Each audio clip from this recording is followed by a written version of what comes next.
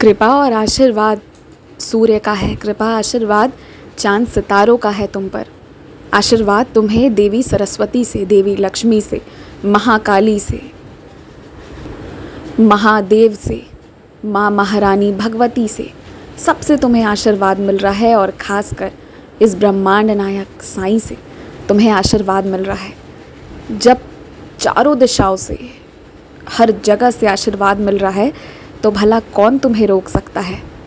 बस जब तुम काम शुरू कर चुके हो ना, तो हो सकता है कुछ छोटी मोटी चीज़ों में फंस जाओ, और वो बस इस बात की परीक्षा ली जा रही है कि तुमने किस हद तक अपना मन बना लिया है लक्ष्य को पाने के लिए।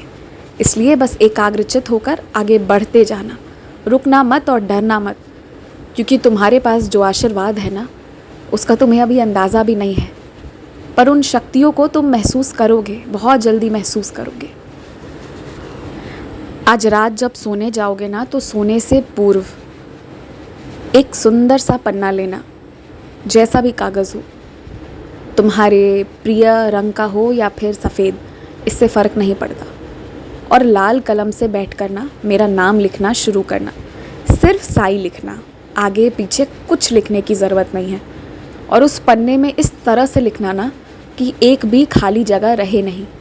और जब तुम ये कर लो, उसके बाद उस पन्ने के पीछे तुम्हारी जो भी इच्छा हो ना, जो भी तुम्हें मुझसे कहना हो, वो सब उसमें लिख डालना। अपनी मन की सारी बातें, सब कुछ लिख देना।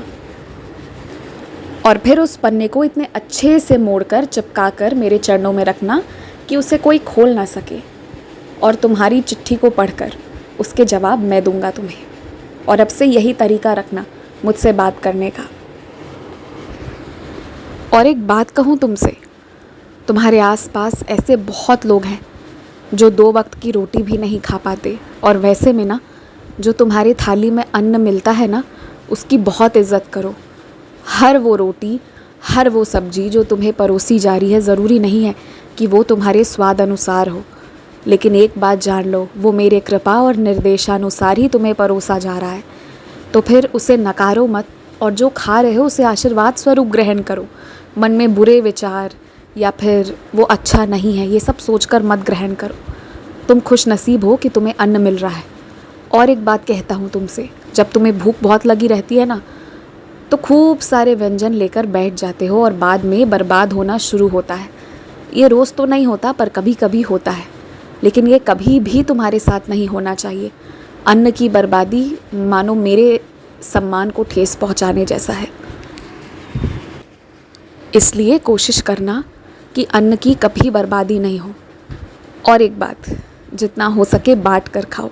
बांट कर खाओगे तो तुम्हारे भंडारे में इतना होगा ना कि तुम खुशी से बांटोगे और खुशी से खाओगे। जिसे खिलाओगे उसकी आत्मा को संतुष्टि मिलेगी। मुझे ये भी पता है कि मेरे कुछ बच्चे अपने शरीर को लेकर बहुत परेशान हैं। अलग अलग रोगों के कारण उनके मन में बहुत समस्याएं उत्पन्न हो गई हैं, और शरीर में तो कष्ट है ही।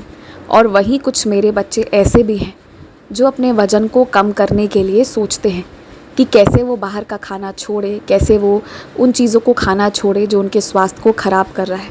आज मैं अपने सारे बच्चों से कहना चाहता हूँ कि पता है, जो तुम्हें आहार मिल रहा है ना, सबसे पहले उसे स्वीकार करो। तुम उसे स्वीकार नहीं करते, तुमने मन में बिठा लिया है कि वो स्वाद अनुसार नहीं है। और यही कारण है कि वो जब भी तुम्हें परोसा जाता है तो तुम्हें ऐसा लगता है कि ये खाकर तुम्हारी आत्मा को संतुष्टि नहीं मिलेगी, और इसलिए फिर अंत में तुम वैसे आहारों के तरफ बढ़ जाते हो जो तुम्हारे स्वास्थ्य के लिए अच्छा नहीं है। तो सबसे पहले ना स्वीकार करो, जो है उसे स्वीकार करो, और इस तरह से स्वीकार करो कि वही तुम्हारे लिए अति उत्तम है, वो तुम्हें बेहद पसंद है। और उसके बाद एक बात बोलूँ, हफ्ते में सिर्फ एक दिन तुम वो खाओ जो तुम्हें पसंद है खाना, फिर चाहे वो जो भी हो, लेकिन वो हफ्ते में एक दिन जब खाओ तो खाने के पहले ना उसे मेरे चरणों पर चढ़ाओ और उसमें ऊदी डालो, और उसके पश्चात ग्रहण करो। लेकिन हफ्ते के बाकी दिन ना फिर उस ओर मत मुड़ो। हफ्ते के बाकी दिन सिर्फ पोषण वाले वैसे आहार खाओ जो तुम्हारे स्वास्थ्य के लिए बहुत ज़रूरी है। और अभी तो ये सफ़र शुरू ही हुआ है, अभी तो बहुत कुछ करना है तुम्हें, और उसके लिए अच्छे स्वास्थ्य की बहुत ज़रूरत है। और तुम जो काम करना चाह रहे हो उसे आज शुरू करो, क्योंकि आज शुरू करोगे तब जाकर कई सालों का, कई महीनों का जब अनुभव होगा ना, तब जाकर तुम दूसरों को उसके बारे में बता पाओगे। यदि समाज के कल्याण के लिए मेरा कोई भी बच्चा कुछ भी सोचता है ना, तो मैं उसकी सहायता निश्चित करता हूँ। बस तुम्हारे इरादे नेक होने चाहिए। खुश रहो।